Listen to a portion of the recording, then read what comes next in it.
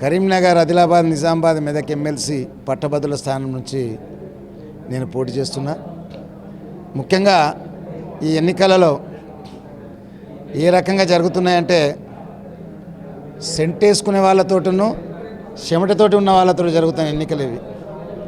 వాళ్ళందరూ సెంట్లు వేసుకొని తిరిగేటోళ్ళు. నేను చెమట వచ్చిన కార్మికునికి, చెమటలు వచ్చిన ఉద్యోగంతో నేను వెంబడి పనిచేసేటోని.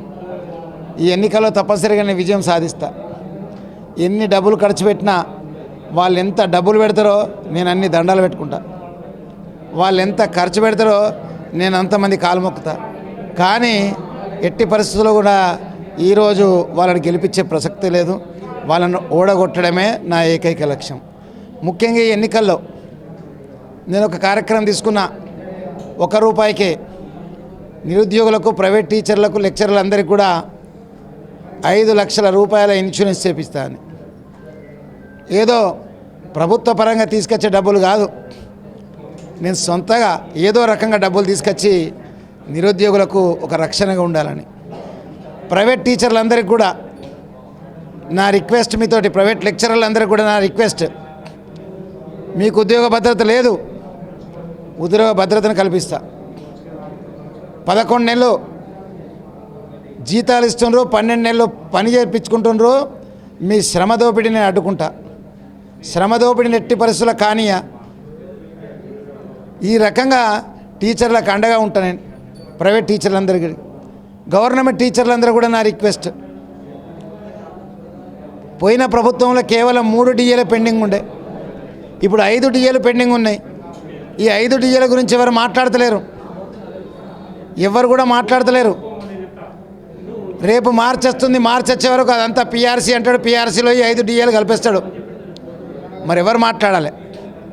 సోకాళ్ళు పోటీ చేసిన వాళ్ళందరూ కూడా కాంగ్రెస్ టికెట్ కోసం కొట్లాడిన వాళ్ళు. నేను కాంగ్రెస్, నువ్వు కాంగ్రెస్ అన్నట్టు నాకత్తది నీకత్తది కొట్లాడుకున్నారు. ఆ కొట్లాడుకునే నేపథ్యంలో వాళ్ళు ఎప్పుడు కూడా కాంగ్రెస్ పార్టీ మనుషులే. వాళ్ళకు గనక ఓటెత్తే కాంగ్రెస్కి వేసినట్టే. వాళ్ళు గెలిస్తే ఎవరు ఒక్క ప్రశ్న అడగరు, ఎవరి దగ్గర మాట్లాడరు.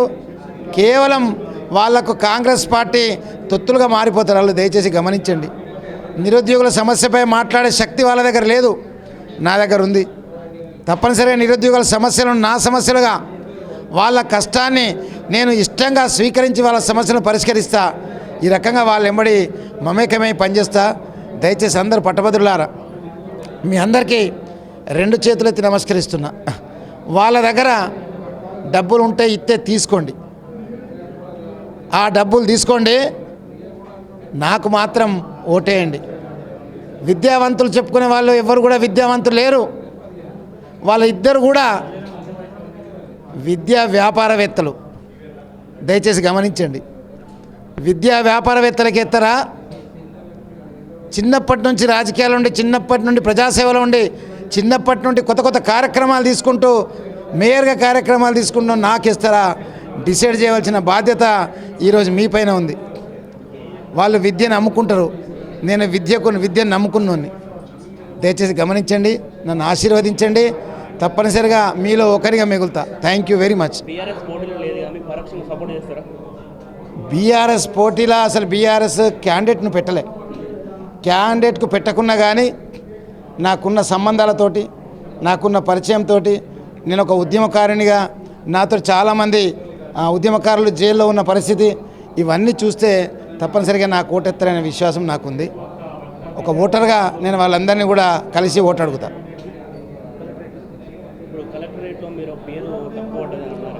తప్పువాడు కాదు, కలెక్టరేట్లో ఏం చేశారంటే, ఇప్పుడు ఓటుకోరి నరేందర్ రెడ్డిని ఆల్ఫోర్స్ నరేందర్ రెడ్డిగా మార్చిండ్రే. ఎంత అన్యాయం, ఎంత దుర్మార్గం, ఎంత అన్యాయం అంటే. ఇక్కడ జరిగేది ఎన్నికలు కాదు ఇవి, గాంధీ భవన్ లెక్క చెప్తుర్రు ఇవి.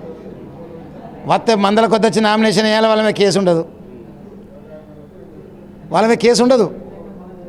పేర్లు మార్చుకోవచ్చు, ఎంత రాత్రైనా మార్చుకోవచ్చు, 3 రోజులకైనా మార్చుకోవచ్చు, తెలియదు. నిలదీస్తే క్లారికల్ మిస్టేక్ అంటారు. క్లారికల్ మిస్టేక్ ఉంటుంది ఎలక్షన్లలో. ఒక్కడికి 4 సార్లు చూడాలి. ఎన్నికలు జరుగుతున్నాయి ఇవి. ఈ ఎన్నికల్లో క్లారికల్ మిస్టేక్ ఉండదు. క్లారికల్ మిస్టేక్స్ ఉండయి, తప్పనిసరిగా వారిపై చర్య తీసుకోవాలి. హైకోర్టును ఆశ్రయిస్తాం, తప్పనిసరిగా ఉన్న వాళ్ళ ఉన్న తప్పులన్నీ కూడా బయట పెడతాం.